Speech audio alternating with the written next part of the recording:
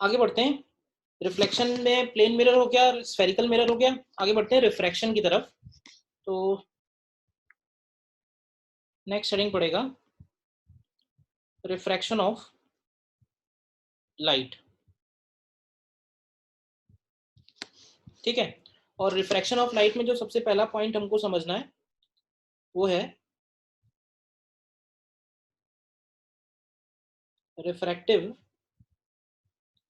Index of a medium. Refractive index of a medium. देखो किसी भी मीडियम का रिफ्रैक्टिव इंडेक्स जब हम डिफाइन करते हैं तो उसके दो मेथड हैं, दो रिफ्रैक्टिव इंडेक्स बोल सकते हो डिफाइंड है। एक जिसको हम लोग बोलते हैं एब्सोल्यूट रिफ्रैक्टिव इंडेक्स। ठीक है, एब्सोल्यूट रिफ्रैक्टिव इंडेक्स, इसको हम लोग म्यू से डिनोट कर सकते हैं, म्यू से या एन से। And absolute refractive index is defined as speed of light in vacuum upon speed of light in medium.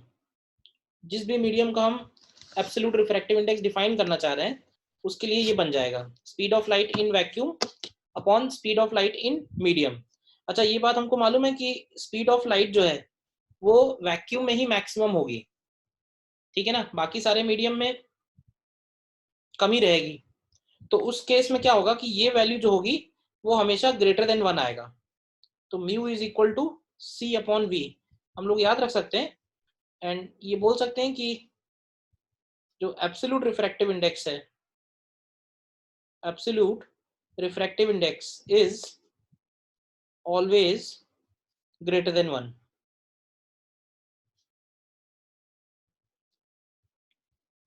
Absolute refractive index is always greater than 1। और दूसरा रिफ्रैक्टिव इंडेक्स हो गया रिलेटिव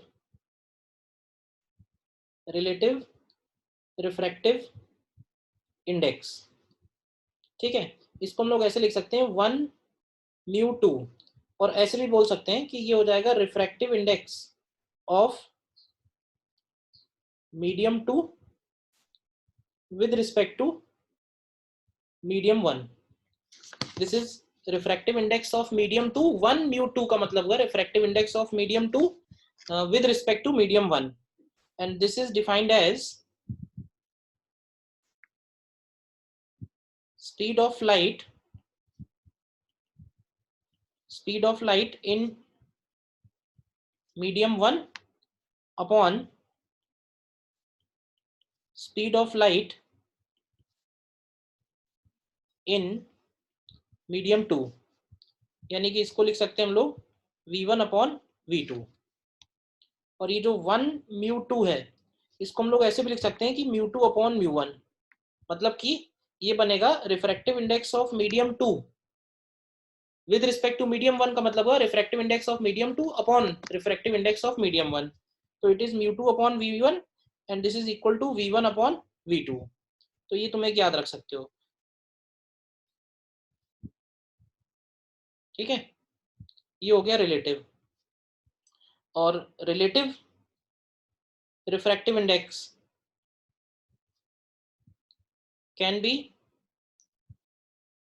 ग्रेटर और smaller than 1। ठीक है ना, 1 से बड़ा भी हो सकता है, छोटा भी हो सकता है।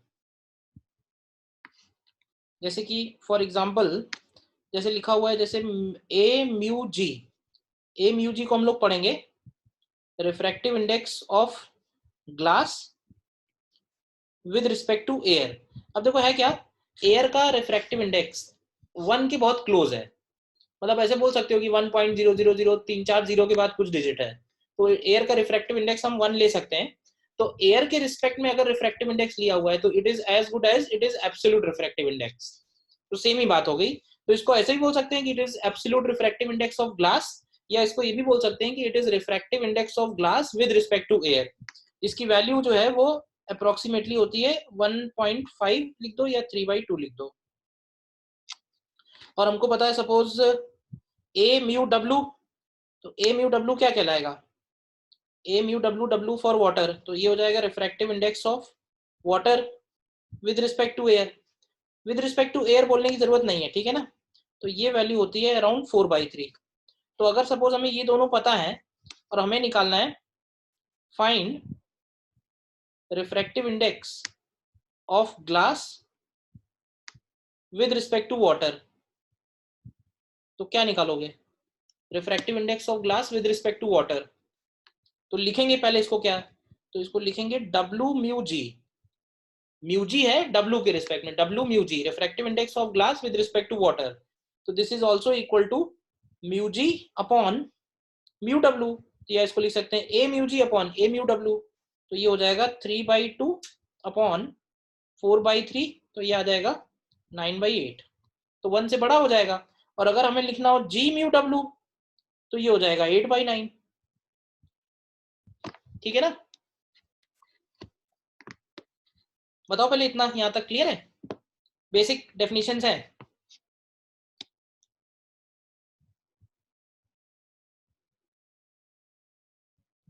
ठीक है ना। सर हाँ बोलो। मतलब ये जो एयर और वैक्यूम में रहती है लाइट की वेलोसिटी मतलब ऑलमोस्ट सेम रहती है दोनों। हाँ ऑलमोस्ट सेम है, मतलब एयर में थोड़ा सा है बट लेकिन 2-3 डिजिट के बाद है, तो बहुत फर्क नहीं पड़ेगा।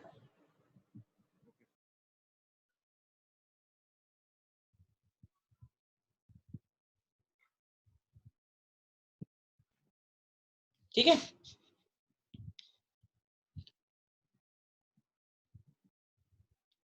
नेक्स्ट नीचे नोट करके एक दो पॉइंट लिख देते हैं। फर्स्ट पॉइंट एक इंपॉर्टेंट है, पहले तो ये नोट कर दो कि when light ray moves from one medium to another medium, one medium to another medium, हालांकि ये बात वेव्स में लिखी थी हम लोगों ने।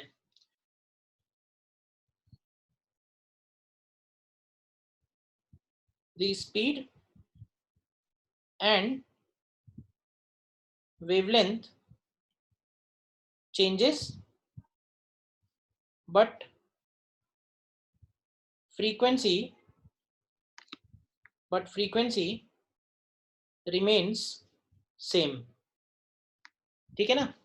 और हमारे पास एक फॉर्मूला है फ्रॉम वेव्स के लिए, v is equal to nu lambda. तो हम यहाँ से बोल सकते हैं कि जो v होगा वो लैम्डा की प्रोपोर्शनल होगा, मतलब जिस प्रोपोर्शन में उसका स्पीड चेंज होगा उसी प्रोपोर्शन में उसका लैम्डा भी चेंज होगा। तो अगर हमें लिखना हो μ2 अपॉन μ1, तो μ2 अपॉन v1 को हम लोग लिखते हैं v1 अपॉन v2, तो इसी को लिख सकते हैं हम लोग λ1 अपॉन λ2। देखो ध्यान से, मतलब रिफ्रैक्टिव इंडेक्स अगर हमें दो मीडियम्स का कंपेयर करना है, तो अगर हमें उन दोनों मीडियम्स में वेवलेंथ दिया हुआ है तो भी हम कंपेयर कर सकते हैं, ठीक है ना। फ्रीक्वेंसी जो है वो चेंज नहीं होगी, फ्रीक्वेंसी कांस्टेंट रहेगी, और स्पीड एंड वेवलेंथ जो है वो एक दूसरे के प्रोपोर्शन में ही चेंज होगी। देखो ध्यान से बोलो। सेकंड पॉइंट में when we compare refractive index of two different media, then medium with higher refractive index and lower speed of light, देखो जिसमें स्पीड ऑफ लाइट लोअर होगी उसका रिफ्रैक्टिव इंडेक्स हायर होगा, is called it is called optically denser medium, optically denser medium, ठीक है। And the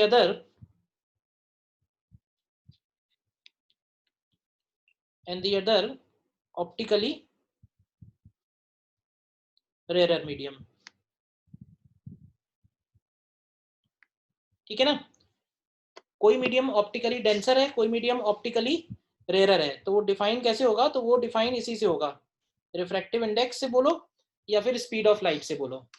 जिस medium में speed of light ज्यादा होगी वो ऑप्टिकली रेयर होगा, जिस मीडियम में स्पीड ऑफ लाइट कम होगी वो ऑप्टिकली डेंसर होगा। ठीक है ना?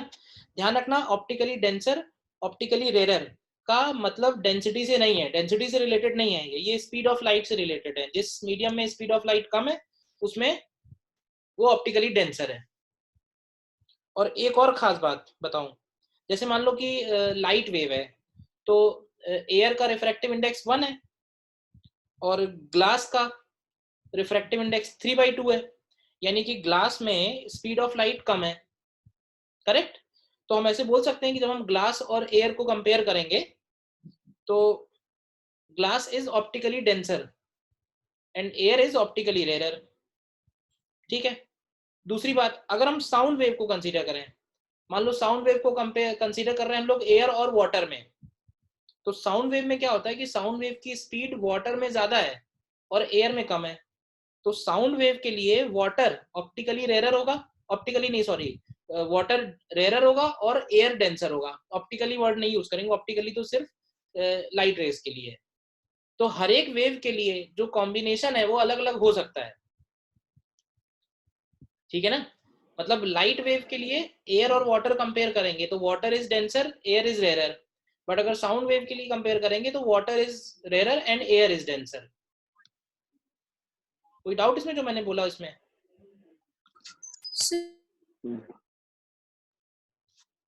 हाँ बोलो।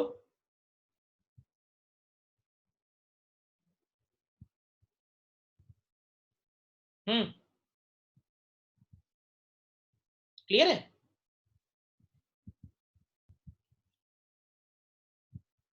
अच्छा, अब मुझे एक बात बताओ, जैसे मान लो कि हाँ बोलो। सपोज दो मीडियम है और एक की डेंसिटी ज्यादा है दूसरी की कम है, डेंसिटी इससे कोई मतलब ही नहीं है। तो लेकिन जो ज्यादा डेंस होगा उसमें स्पीड ऑफ लाइट कम हो जाएगी ना। देखो अब ऐसे नहीं, अब मुझे तो सारे मीडियम्स का तो ये मालूम नहीं है रिफ्रैक्टिव इंडेक्स और वो, बट देयर में बी सम एक्सेप्शंस। ठीक है ना? डेंसिटी से इस बात का रिलेशन नहीं है, इस बात का रिलेशन स्पीड ऑफ लाइट से है। Okay sir. अच्छा, मैं एक बात ये पूछ रहा हूँ, जैसे सपोज मान लो रेड कलर का लाइट है, ठीक है, और एयर में रेड कलर का लाइट है और वो ट्रांसपेरेंट वाटर में जा रहा है। ठीक है? तो वाटर में जाने पे उसके वेवलेंथ के बारे में क्या कहोगे? वेवलेंथ सेम रहेगा या वेवलेंथ चेंज हो जाएगा? एयर से वाटर में जा रहा है, रेड कलर का वेवलेंथ है। चेंज सर चेंज होगा, वेवलेंथ चेंज हो जाएगा, मीडियम चेंज होगा, तो व्हाट अबाउट वेवलेंथ? चेंज होगा सर। सामने फॉर्मूला लिखा हुआ है, सामने फॉर्मूला इसी बात का तो है।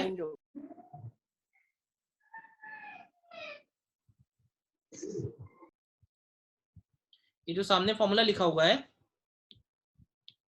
ये यही तो बता रहा है कि अगर मीडियम का रिफ्रैक्टिव इंडेक्स चेंज होगा तो वेवलेंथ चेंज हो जाएगी, यानी कि रेड कलर का जो वेवलेंथ है वो चेंज हो जाएगा। तो अभी बताओ कि अगर वेवलेंथ चेंज हो गया तो रेड कलर भी चेंज हो जाएगा क्या?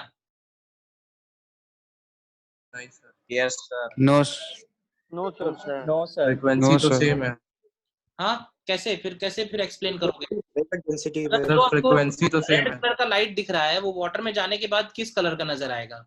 सर। रेड कलर की तो फ्रीक्वेंसी सेम है ना।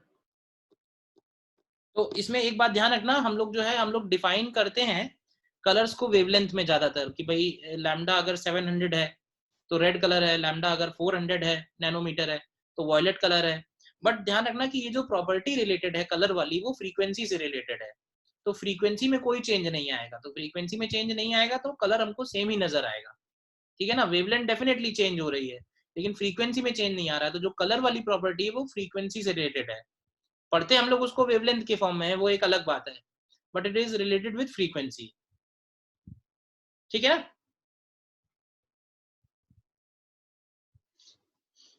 ठीक है, तो इसमें हम लोगों ने सिर्फ रिफ्रैक्टिव इंडेक्स इंट्रोड्यूस किया और कुछ बेसिक बातें आगे बढ़ते हैं फिर इसमें। सबसे पहले अगला हेडिंग पड़ेगा लॉज ऑफ रिफ्रैक्शन। ठीक है, and again similar to laws of reflection there are two laws of refraction. इसमें पहला बोलते हैं इंसिडेंट रे, इंसिडेंट रे कॉमा रिफ्लेक्टेड रे। आप लोग म्यूट करके रखिए, जब बोलना हो तभी अनम्यूट करिए। And normal,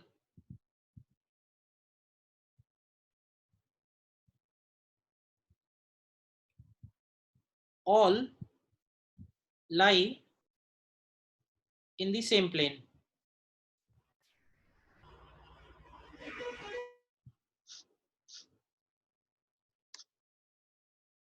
All lie in the same plane.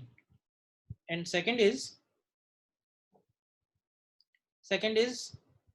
को बोलते हैं हम लोग स्नेल्स लॉ, और स्नेल्स लॉ में बोलते हैं, जैसे मान लेते हैं कि ये मीडियम बाउंड्री हो गई,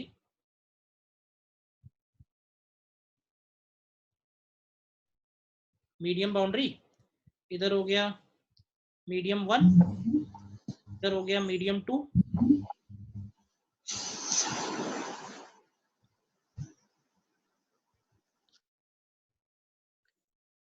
और ये हो गया इसका नॉर्मल।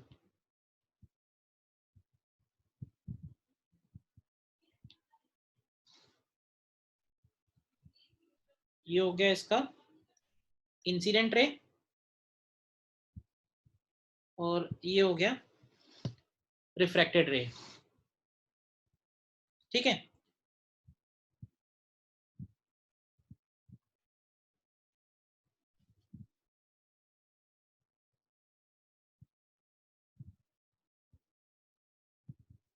तो ये वाला एंगल बनेगा एंगल ऑफ इंसिडेंस, और ये वाला एंगल बनेगा एंगल ऑफ रिफ्रैक्शन।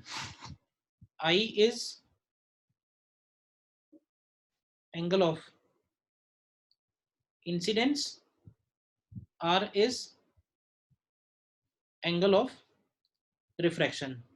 ध्यान रखना यहां भी लॉज ऑफ रिफ्लेक्शन की तरह जो I और R मेजर होंगे वो नॉर्मल से ही मेजर होंगे। ठीक है ना, तो पहला लॉ तो यही है कि जो इंसिडेंट रे है, नॉर्मल है और रिफ्लेक्टेड रे, इन तीनों का प्लेन सेम रहेगा।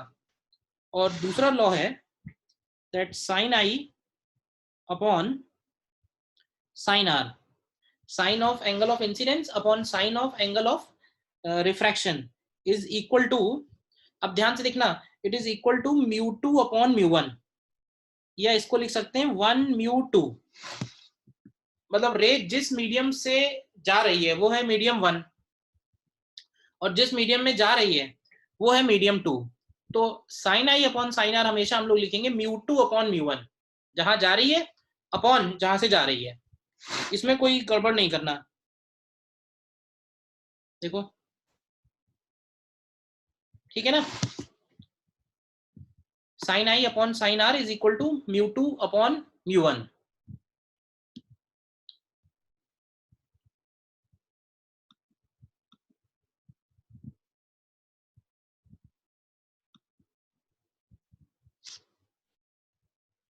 μ2 अपॉन μ1।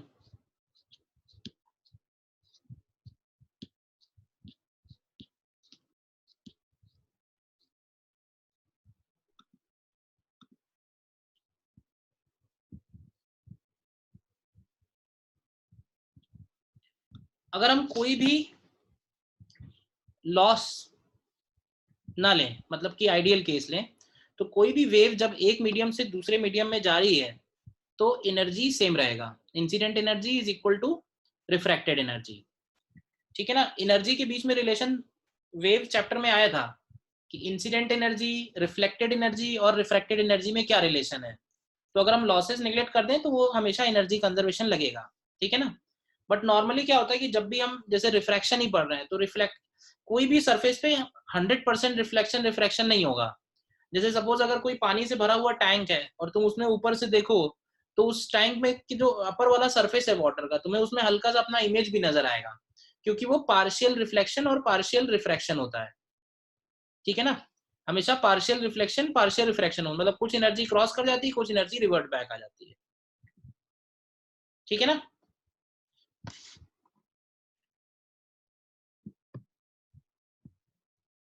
हाँ सॉरी, रिफ्रैक्टेड रे है, ये रिफ्लेक्टेड लिख दिया मैंने, इट इज रिफ्रैक्टेड रे।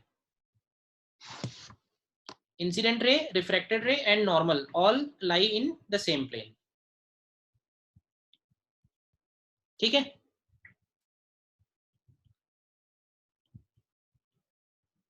नेक्स्ट नोट में पॉइंट नंबर 1 में, अब इसमें एक बात तो क्लियर है कि अगर μ2 की वैल्यू μ1 से ज्यादा होगी, ऐसे समझो, इफ μ2 इज ग्रेटर देन μ1, इसको हम लोग ऐसे बोलते हैं कि रे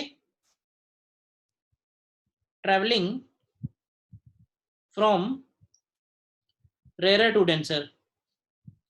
तो रेयर टू डेंसर अगर जा रही है तो उस केस में अगर μ2 बड़ा है μ1 से, तो उस केस में क्या r जो होगा वो छोटा होगा I से, मतलब कि रे will bend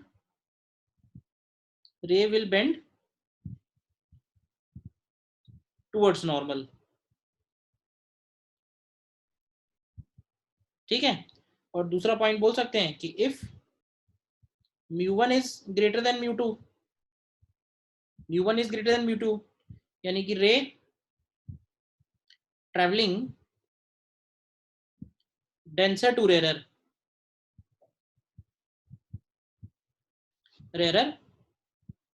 then I greater than I less than R होगा, that is ray bends away from normal. ठीक है ना, रेयर टू डेंसर में टुवर्ड्स और डेंसर टू रेयर में अवे। देन सेकेंड पॉइंट में जिसको हम लोग बोलते हैं नॉर्मल इंसिडेंस का मतलब हुआ कि लाइट रे अगर इंसिडेंट हुई है, सपोज ये हो गया मीडियम 1 और ये हो गया मीडियम 2, और लाइट रे इंसिडेंट हुई है अलोंग नॉर्मल, तो अलोंग नॉर्मल इंसिडेंट होने का मतलब I 0 है, तो देखो I 0 होगा तो R भी 0 होगा, यानी कि लाइट रे will pass through the mediums without deviation.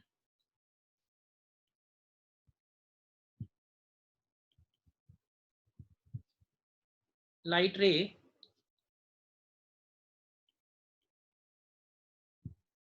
rays pass through the medium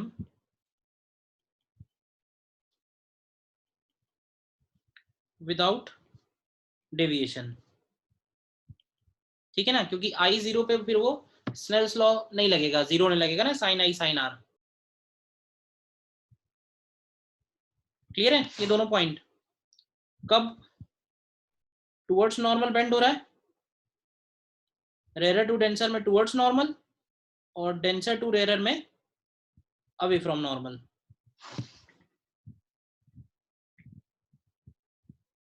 याद रहेगा। नेक्स्ट थर्ड पॉइंट,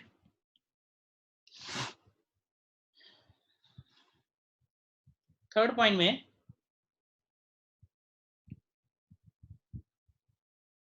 सपोज कोई ऐसा केस है जिसमें लाइट रेज पास हो रही हैं पैरेलल बाउंड्रीज से, मतलब कि ये केस है मीडियम्स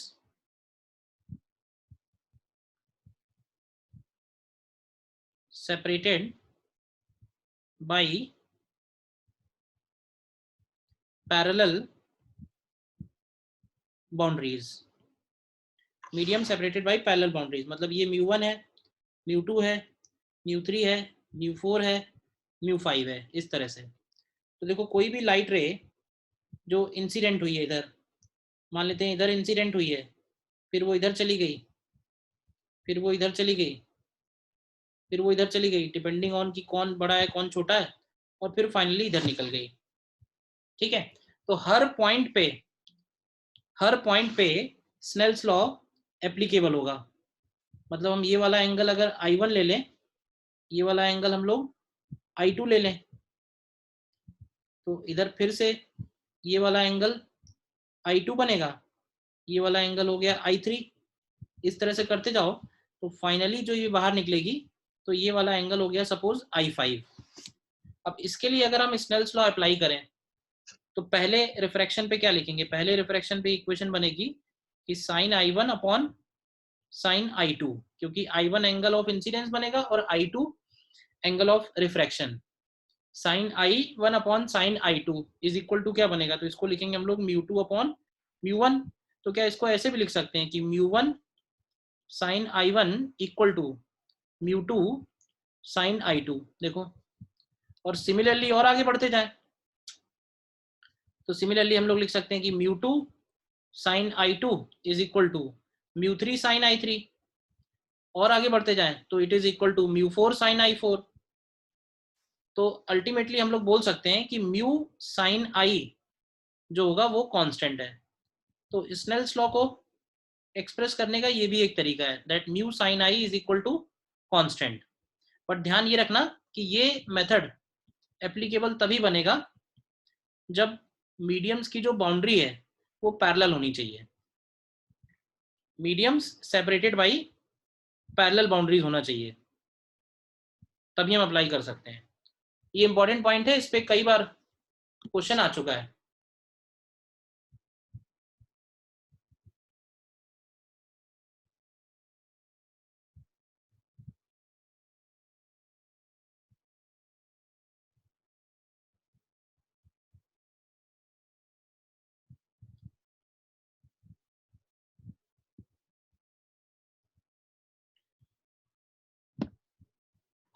एंगल ऑफ इंसिडेंस का जो रेंज है वो 0 से 90 डिग्री तक ही हो सकता है। भाई नॉर्मल से एंगल है ना, मीडियम बाउंड्री और नॉर्मल के बीच में मैक्सिमम एंगल 90 डिग्री हो सकता है।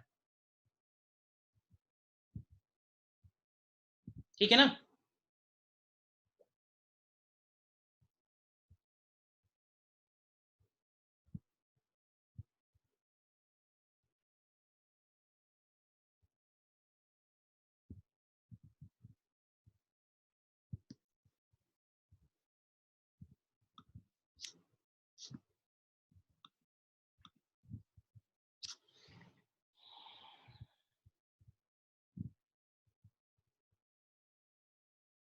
ठीक है, third point,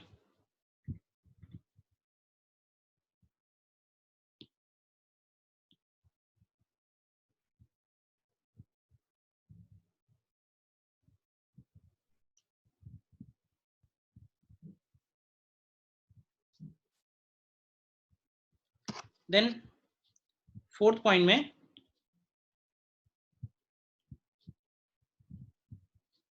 vector form of Snell's law. Vector form of Snell's law, तो अगेन जैसे ये मीडियम बाउंड्री हो गई, ठीक है, मीडियम बाउंड्री हो गई, देन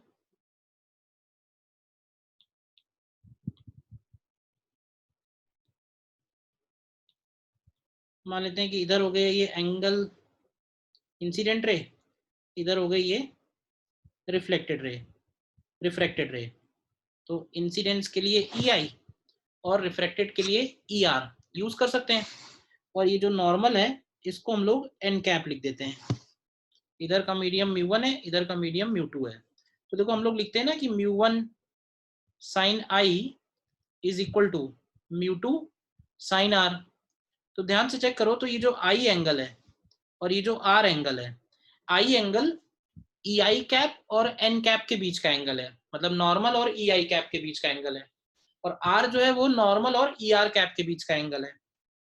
ठीक है, तो यहां से हम लोग इसको लिख सकते हैं μ1 इंटू अब साइन आई निकालने के लिए एक तरीका है कि इसको हम लोग लिख सकते हैं ई i cap cross N cap, क्योंकि दोनों यूनिट वेक्टर हैं, दोनों ही यूनिट वेक्टर हैं, तो अगर उनका हम क्रॉस प्रोडक्ट लेंगे तो बस केवल उनके बीच का एंगल आएगा sine theta, and this is equal to mu two into E R cap cross N cap. बोलो।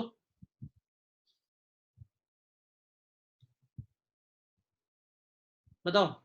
तो इसका वेक्टर फॉर्म बहुत सीधे सीधा है, mu one into e i cap cross N cap, mu two into E R cap cross N cap.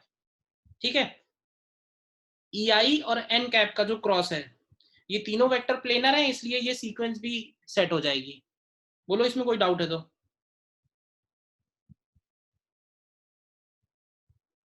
Sir ये 3D में भी काम आएगा ना? हाँ हाँ बिल्कुल, 3D के लिए ही है, 2D में तो आसानी से निकल भी आता है, मेन तो 3D के लिए ही लिखना पड़ रहा है। ठीक है।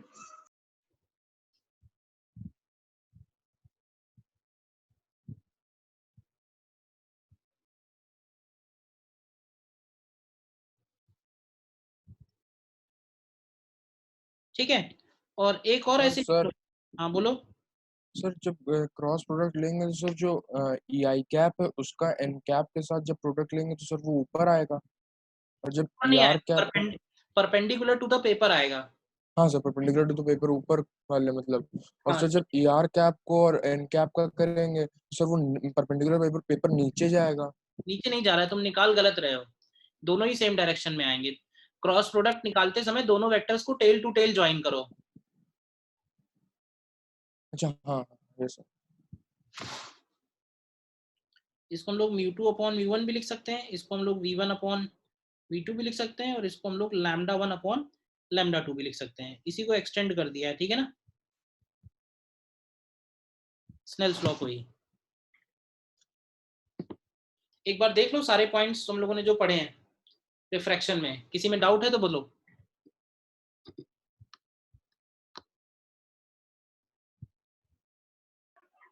सर ऐसा हो सकता है कि रिफ्रैक्शन के बाद जो रे है वो दोनों मीडियम की बाउंड्री के तो उसके ऊपर चला जाए, मतलब बाउंड्री के अलॉन्ग चला जाए। Yes sir. हाँ हो सकता है, आई मतलब आर की वैल्यू 90 डिग्री हो जाए, वैल्यूज ऐसी आएंगी,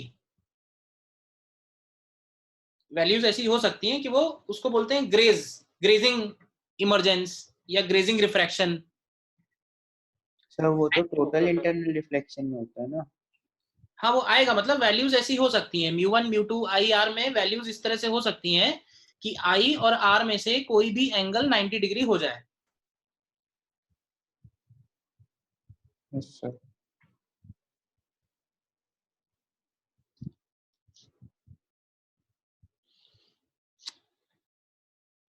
ठीक है, तो आगे क्वेश्चंस करें फिर, कोई डाउट नहीं है तो।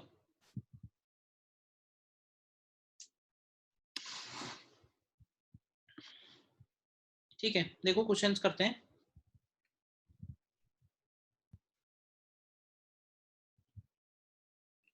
सपोज ये ग्लास स्फेयर है, इसका रिफ्रैक्टिव इंडेक्स दिया हुआ है √2, √3 दिया हुआ है सपोज।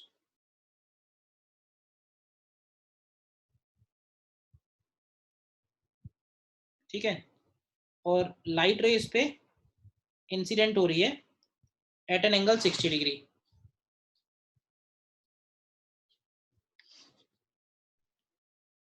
ठीक है, तो हमें इसमें निकालना है find angle of emergence and net deviation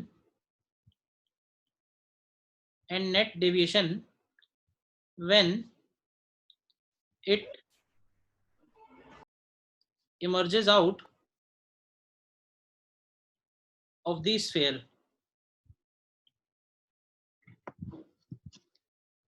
निकालो इसमें। अभी स्फीयर के अंदर जा रही है, फिर रिफ्रैक्शन के बाद ये बाहर भी आ सकती है।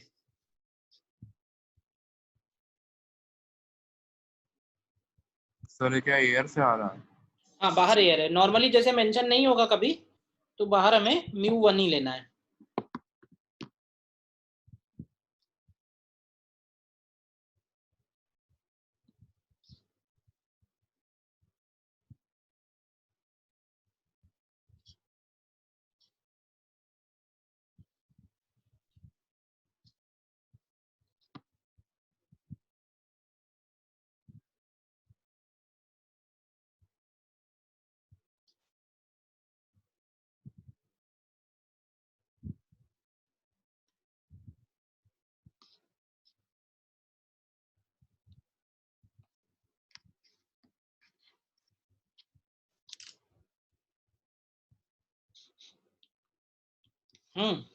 सबसे पहले अब हमको ये तो मालूम है कि ये टुवर्ड्स नॉर्मल बेंड होगी, तो इसको टुवर्ड्स नॉर्मल बेंड कर देते हैं। तो ये वाला एंगल हो गया सपोज r, तो ये r निकालते हैं, पहले क्या आएगा, तो साइन i यानी कि sine 60 upon sine r equal to, अब ध्यान रखना μ2 अपॉन μ1, μ2 की जगह आएगा √3 और μ1 की जगह आएगा 1। तो यहां से तुम r निकालोगे तो r की वैल्यू आ रही होगी 30 डिग्री। क्यों? अब जब r 30 आएगा तो ध्यान से देखो ये दोबारा यहाँ पे इंसिडेंट होगी, दोबारा इंसिडेंट होगी, तो ये हमें चाहिए कि जब दोबारा इंसिडेंट हो रही है तो वहां कितना एंगल बन रहा होगा। तो देखो क्योंकि स्फेयर है तो ये वाला एंगल भी r ही बनेगा और r की वैल्यू 30 डिग्री है। 60 डिग्री। ठीक है, सही है।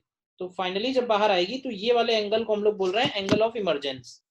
तो तुम चाहो तो दोबारा लगा दो, तो sine i upon sine r, r की जगह हो जाएगा इस बार e is equal to μ2 upon μ1। तो तुम देखोगे यहाँ से e की वैल्यू 60 डिग्री आ जाएगी।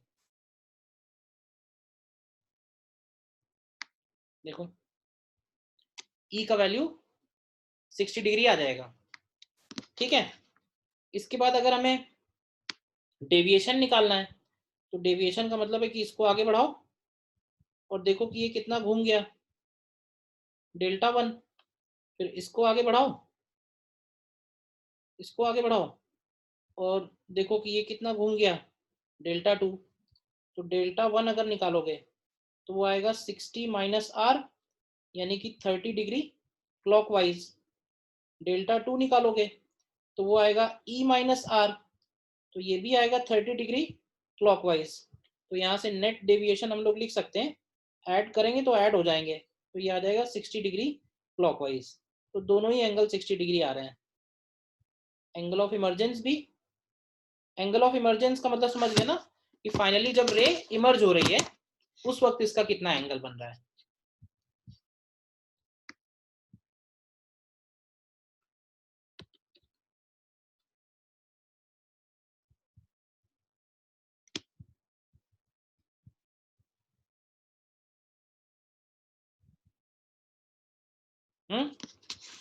ठीक है,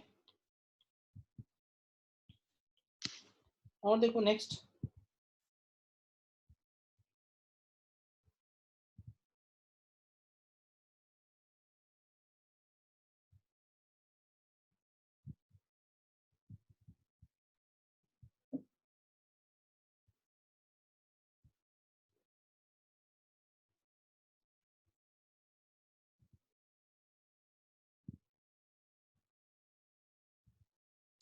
there is a pole of height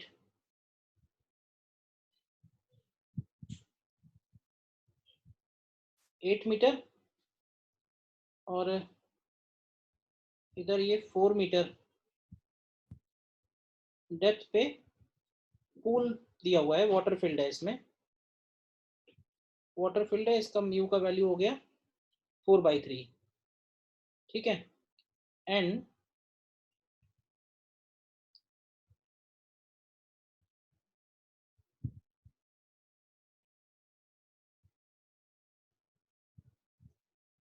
sun rays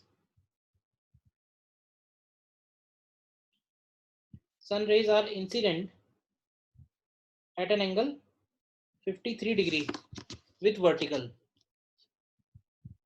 Sun rays are incident at an angle 53 degree with vertical. तो हमें इसमें फाइंड करना है,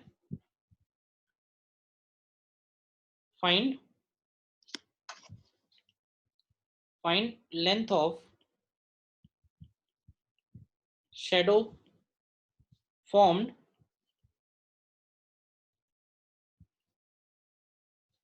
at the bottom of the pool.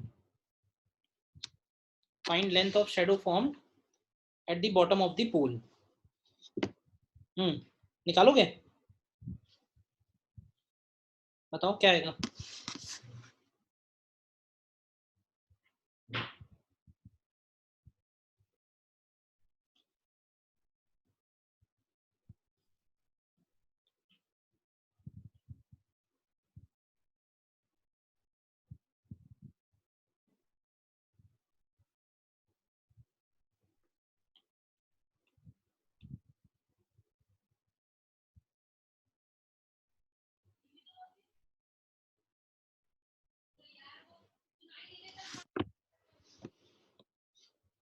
देखो निकालो।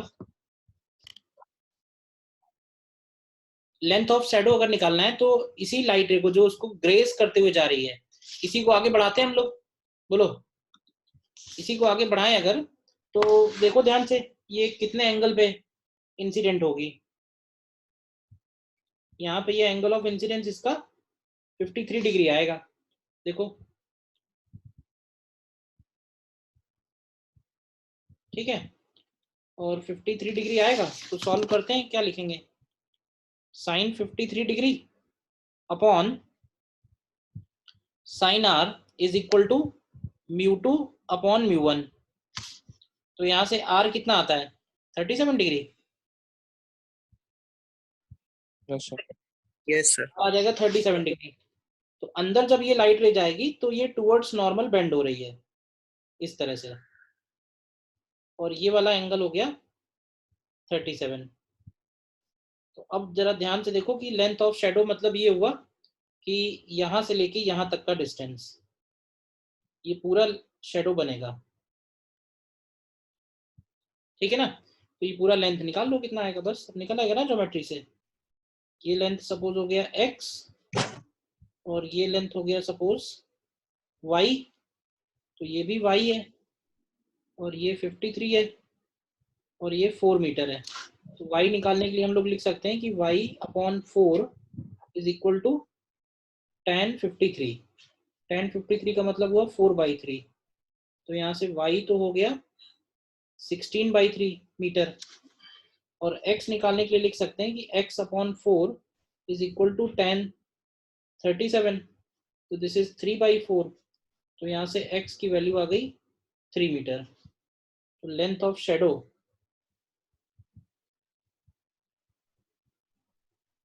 बन जाएगा 3 + 16/3 यानी कि 25/3। बोलो, कर लिया था अपने आप? Yes sir. Yes sir.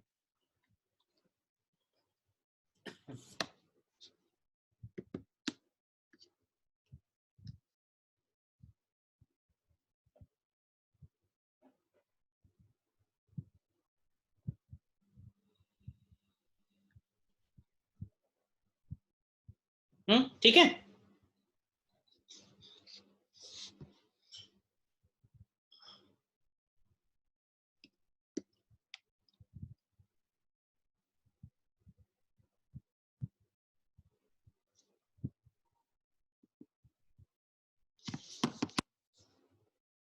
देखो नेक्स्ट इसमें क्वेश्चन करते हैं।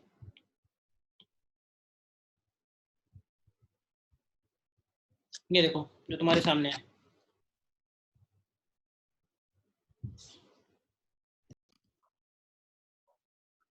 हाँ निकाला इसको। 1/sin i। देखो इसमें वाटर से तो कोई मतलब ही नहीं है। ध्यान से देखो, अगर वाटर ग्लास का जो इंटरफेस है और एयर वाटर का जो इंटरफेस है पैरेलल है, और अगर पैरेलल बाउंड्रीज हैं तो हमारे पास एक एडवांटेज है कि हम डायरेक्टली चाहे तो फर्स्ट और थर्ड में लगा सकते हैं स्नेल्स लॉ, और सीधे सीधे लिख सकते हैं कि mu sine i is equal to constant. तो वहां से लिखेंगे हम mu glass into sine i is equal to mu air यानी कि 1 और साइन 90। तो यहां से सीधे सीधे बस एक ही लाइन का क्वेश्चन है, mu g is equal to 1 upon sine I. कर लिया होगा ना सभी ने? बोलो। Yes, ठीक है, नेक्स्ट देखो।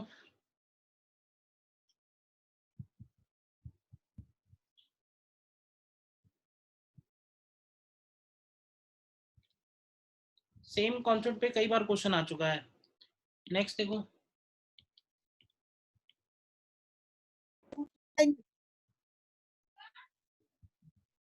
ये देखो, इसको ट्राई करो, ये भी आईआईटी का ही है।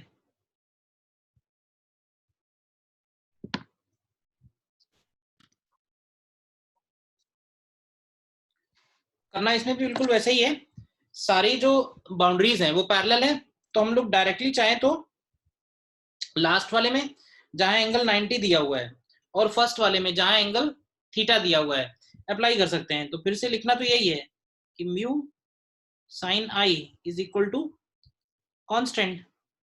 अब म्यू पहले वाले का क्या है, पहले वाले का है ये एन है, तो इसको लिखेंगे एन का वैल्यू है 1.6 इंटू साइन थीटा दिया हुआ है 30 degree is equal to last वाले का क्या लिखेंगे, लास्ट वाले का लिखेंगे 1.6 माइनस एम इंटू और डेल्टा एन दिया हुआ है कितना 0.1, देखो यही है ना, और इंटू साइन आई नहीं साइन सर 9 है क्या? 90। हाँ बोलो क्या बोल रहे हो? 9 है आंसर। नहीं 8 आना चाहिए। सर लास्ट वाले का हम 1.6 माइनस m क्यों कर रहे हैं, m माइनस 1 वाला क्यों नहीं ले रहे हैं? क्योंकि m माइनस 1 वाले में तो एंगल बन रहा है ना, जब वो m में जा रहा है ना तब 90 हो रहा है। ध्यान से डायग्राम देखो। Yes sir, okay sir.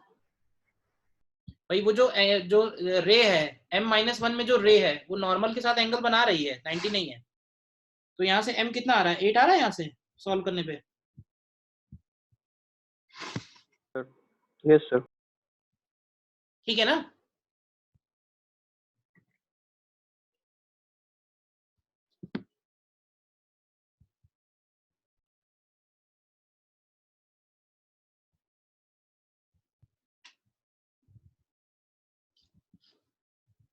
ठीक है, क्लियर है?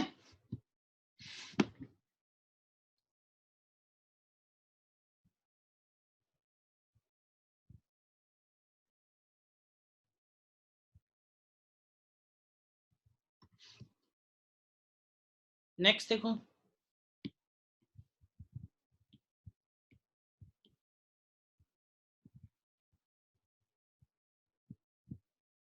नेक्स्ट देखो क्वेश्चन।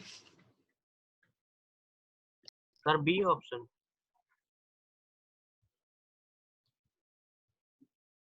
अब इसमें हो क्या रहा है कि इनिशियली देखो ध्यान से, तो वो सिर्फ अपर एंड देख पा रहा है, यानी कि यहाँ से जो रे जा रही है वो उस होल से होती हुई ऑब्जर्वर के पास पहुंच रही है।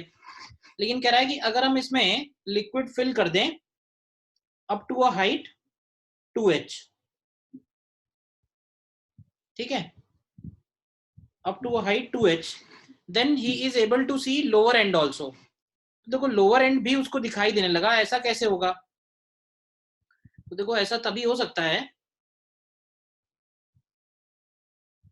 ध्यान से देखना, जब लोअर एंड से चलने वाली जो रे है वो आफ्टर रिफ्रैक्शन इस लाइन को फॉलो कर जाए। सबसे पहले तुम ये रे डायग्राम ध्यान से देख के बताओ क्लियर है या नहीं। लोअर एंड उसको कैसे दिखने लगेगा जब लोअर एंड से चलने वाली रे आफ्टर रिफ्रैक्शन वही लाइन फॉलो करे, क्योंकि उसको उसी लाइन पे नजर आएगा, ठीक है ना। और रिफ्रैक्शन की वजह से ऐसा हो सकता है कि लाइट रे जो है वो डेंसर से रेयर जा रही है तो अवे फ्रॉम नॉर्मल बेंड हो जाएगी, बस। अब इसमें ध्यान से चेक करोगे, अगर शुरुआत में ये वाला एंगल 45 रहा होगा, क्योंकि ये भी 2h है और ये भी 2h है, ठीक है। तो यहाँ पे अगर हम नॉर्मल ड्रॉ करें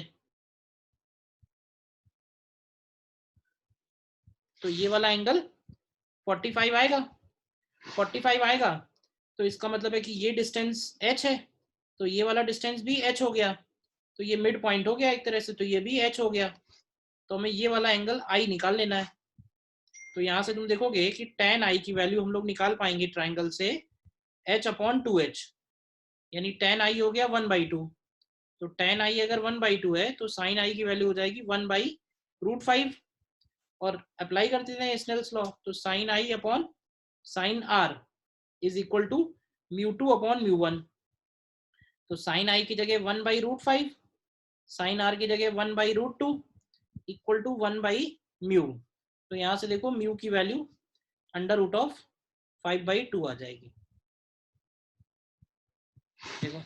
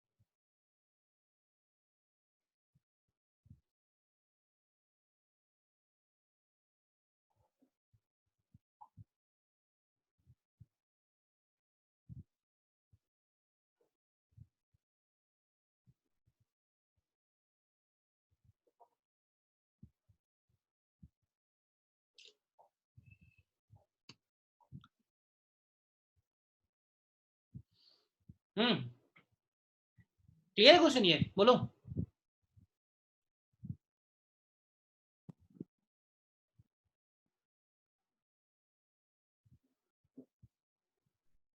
बताओ कहीं डाउट है तो। Yes sir.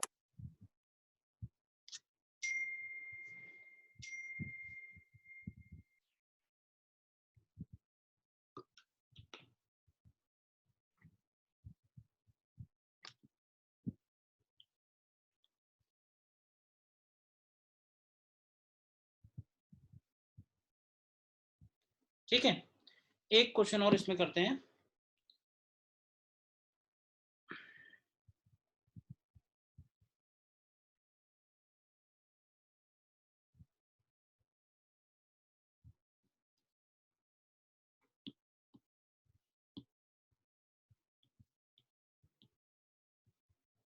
ये देखो,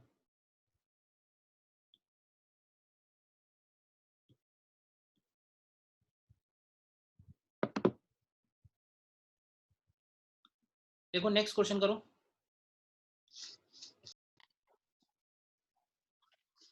Sir, answer 1/√2 into 0.6 I cap plus 0.8 J cap minus K cap. Answer अभी एक सेकंड देख के बताता हूँ।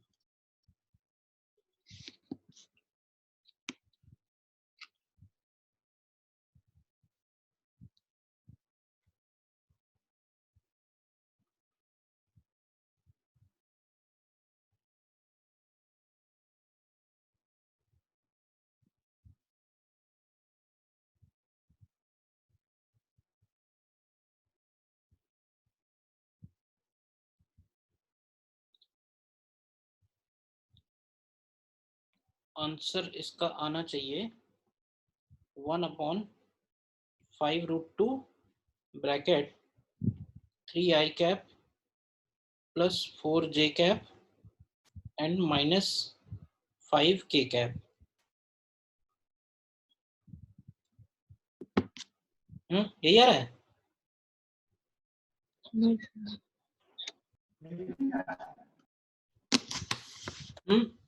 देखो वो जो हमने वेक्टर फॉर्म बताया उसका डायरेक्ट एप्लीकेशन है। अब इसमें ये कह रहा है कि एक ये हो गई मीडियम बाउंड्री, मीडियम बाउंड्री हो गई suppose z equal to 0, medium 1 है विद z ग्रेटर देन 0 और मीडियम 2 है विद z लेस देन 0। ठीक है, इधर का रिफ्रैक्टिव इंडेक्स यानी 1 का रिफ्रैक्टिव इंडेक्स है √2 और 2 का रिफ्रैक्टिव इंडेक्स है √3। मीडियम 1 मीडियम 2 ये हो गया सपोज इसमें नॉर्मल। ठीक है ना, तो अब ये तो क्लियर है कि जो नॉर्मल है उसका जो डायरेक्शन है एन कैप उसको हम के कैप ले सकते हैं। बताओ पहले, ये क्लियर है ना, क्योंकि एक्स वाई प्लेन उसकी मीडियम बाउंड्री है। ठीक है, लाइट इंसिडेंट कराते हैं इसमें। तो लाइट रे ये इंसिडेंट हो रही है, ये ए वेक्टर दिया हुआ है, A vector is given as 6√3 i cap plus 8√3 j cap and -10 k cap. तो क्या करो, इससे पहले यूनिट वेक्टर निकाल लो। तो यूनिट वेक्टर आ जाएगा 6√3 i cap plus 8√3 j cap -10 k cap and upon under root of क्या आएगा 6√3 sir 340 plus 8√3 square plus 10 square. तो ये शायद 20 बन रहा होगा, Yes, sir. 20 बन रहा होगा ना इसका। ये आ जाएगा 1/20 of 6√3 i cap plus 8√3 j cap -10 k cap. Calculation है थोड़ा, बाकी क्वेश्चन सीधा है।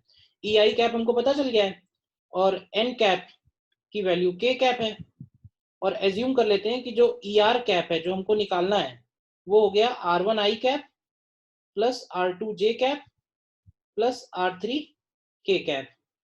तो हम यूज करते हैं using μ1 into e i cap cross N cap equal to μ2 into E R cap cross N cap, vector form of Snell's law. तो μ1 की जगह आएगा √2। अब ध्यान से देखो, ई आई कैप तुम्हारे सामने लिखा हुआ है, एन कैप तुम्हारे सामने, क्रॉस प्रोडक्ट लेते हैं इनका। तो क्रॉस प्रोडक्ट लेने में क्या आएगा, तो आई क्रॉस के करेंगे, आई क्रॉस के तो आएगा -j, तो बचेगा -6√3 अपॉन 20 j कैप। फिर j क्रॉस के करेंगे तो प्लस आई बचेगा, तो प्लस 8√3 अपॉन 20 आई कैप, और k क्रॉस के करेंगे तो 0 आएगा। तो ये तो हो गया left hand side equal to √3 times. इसी तरह से ई आर भी तुम्हारे सामने लिखा हुआ है, तो आई क्रॉस के करेंगे तो -j आएगा, तो -R1 j कैप, और j क्रॉस के करेंगे तो प्लस आई, तो प्लस R2 आई कैप। तो तुम देखो यहां से कंपेयर करने पर तुम्हें R1 R2 मिल जाएगा। कंपेयरिंग वी गेट, क्या मिलेगा बताओ, R1 का वैल्यू कितना आता है, R1 का वैल्यू √3 कैंसिल, और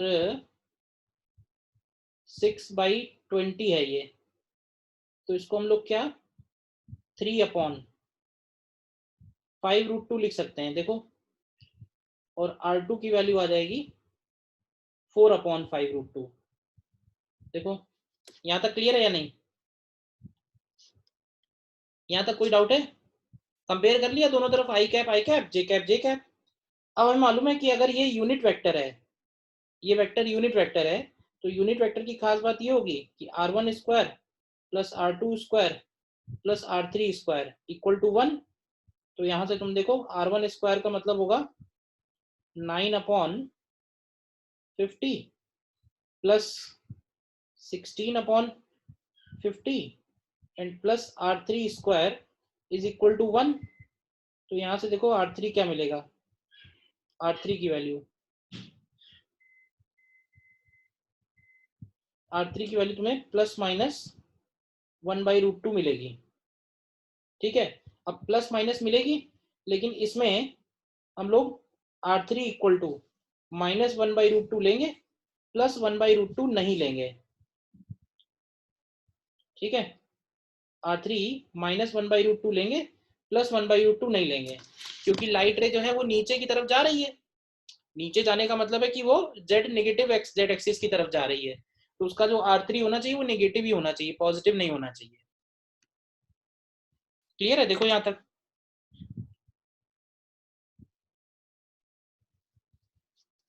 सर हाँ बोलो। सर नॉर्मल कैसे के कैप लिया वही नहीं समझ आया। नॉर्मल के कैप ऐसे लिया है कि उस क्वेश्चन में वो प्लेन देखो ना कौन सा दिया है, XY प्लेन दिया है। हाँ तो नॉर्मल कहाँ होगा, के कैप ही होगा। अब तुम उसमें के कैप भी ले सकते हो और माइनस के कैप भी ले सकते हो, वो दोनों चलेगा, उससे फर्क नहीं पड़ेगा।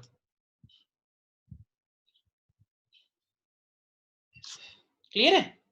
समझ गया सर।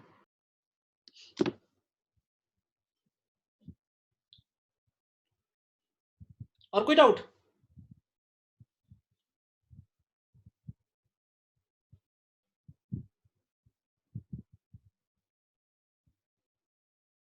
ठीक है, तो इस लेक्चर में इतना ही रखते हैं। बेसिक्स ऑफ स्नेल्स लॉ का एप्लीकेशन यही है।